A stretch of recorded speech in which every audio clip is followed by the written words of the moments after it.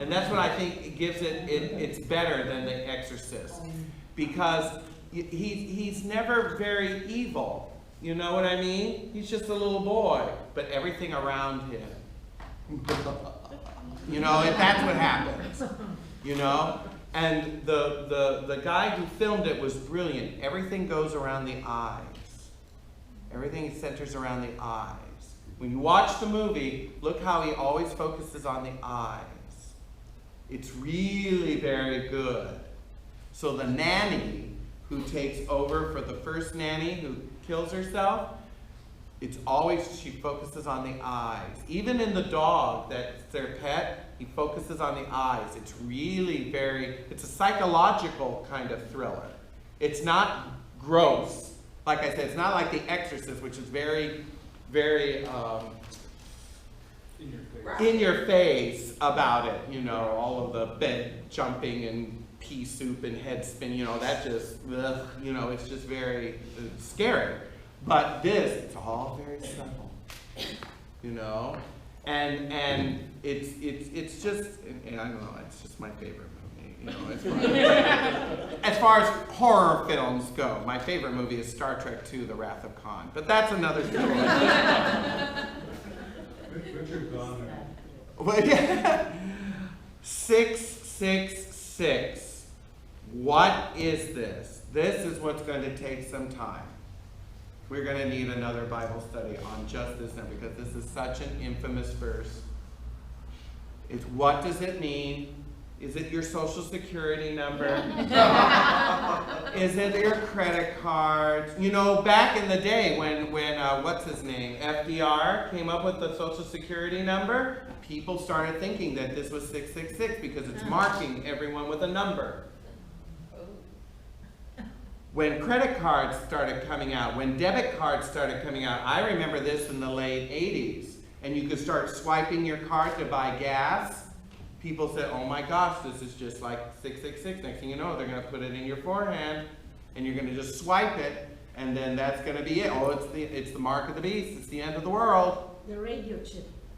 Now people are talking about marking people with RFID chips for things like this. There's actually quite an interesting thing on the internet. There's actually a company here in the United States that's chipping people in their company so that within their markets, that's how they buy and sell things. They literally scan their hand and it marks, it takes the money out of their account and they can buy things from vending machines and so forth. It's really quite creepy. Now, is that the mark of the beast? I don't know. Is it something that's literal? I don't know. But I'll tell you what it means for all time. It means this is the anti-mark to the ones that God has marked in chapter 6. Do you hear what I'm saying? It doesn't matter whether we're going to be RFID chipped or not. That's for the end of time to figure out whether that's it or not. It might be. I don't know. I don't know. I'm just going to say that. I don't know. It might. But the point is, what would this mean to someone in the Middle Ages? What would this mean to someone in the 1st century? And I'll tell you this whole idea of there's two roads or two paths, those that follow the woman and her offspring, and those that follow the dragon and his offspring, that's what's being discussed here. Is the mark that we get at confirmation something visible and permanent? Not in a physical sense, in a spiritual sense, yes. So what is this marking of the beast? It means those who follow anybody other than God, this political system, this world system. That's what it ultimately means. Will there be some form of literalness in the future? Could be. Could be.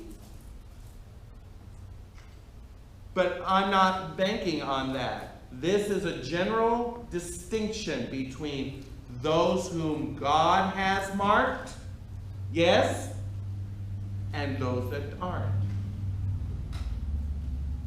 Do you understand what I'm saying?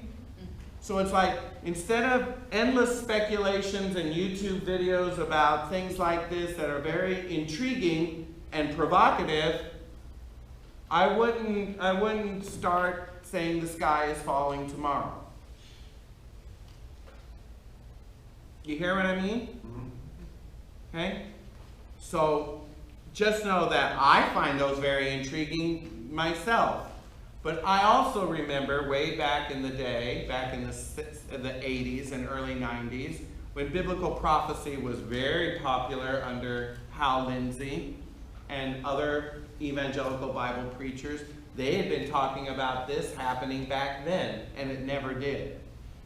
So I look at these things and I go, they're intriguing, they're fascinating, it's possible, but I'm not going to say the sky is falling.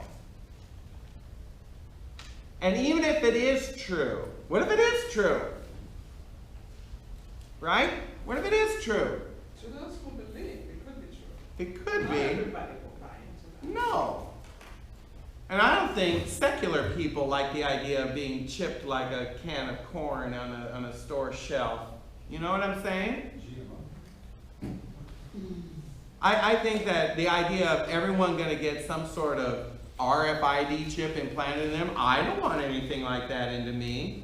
You have no idea what that piece of technology will do inside your body. I don't buy it. And I think there would be a lot of civil libertarians that would rise up and say, we're not going to be marked like a can of corn on a store shelf. You know? So I think that we have a long ways to go. I think we have a long ways to go.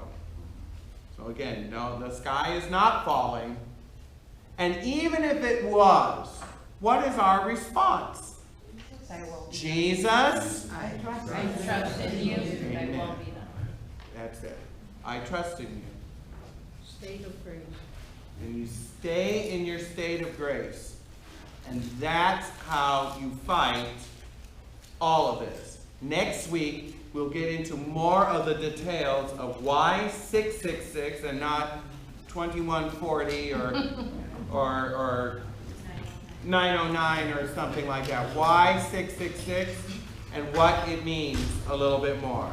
So I'll see you next week. We'll be back in the social hall. Are we going to pray the rosary next week? Yes, yes. Oh, and anyone who wants some goodies,